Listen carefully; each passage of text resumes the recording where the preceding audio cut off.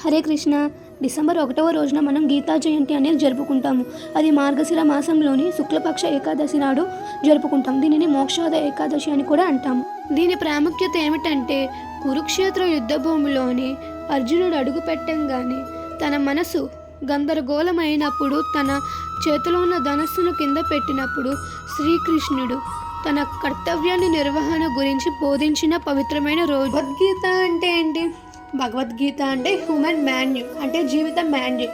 అది మనకేం బోధించిద్దంటే, ఆత్మ అంటే ఎవరు, మనం ఎక్కడి నుంచి వచ్చాము, మనం ఎక్కడికి వెళ్ళాలి, 3 గుణాలు ఉంటాయి, సత్వ రజో తమో. ఆ గుణాలు చెప్తాయి. మన భక్తి మార్గంలో ఎలా ముందుకెళ్ళాలి, ఇది భగవంతుణ్ణి ఎలా పూజించాలి, మన ధర్మం ఏంటి, మన కర్తవ్యం ఏంటి, కర్మ గురించి బోధించిద్ది మనని. ఇవన్నీ బోధిస్తే భగవద్గీత గీతా జయంతి రోజు మీరందరూ చదవాల్సిందే. 2, 3 అలా అలవర్చుకుంటూ భగవద్గీత చదవండి. హరే కృష్ణ.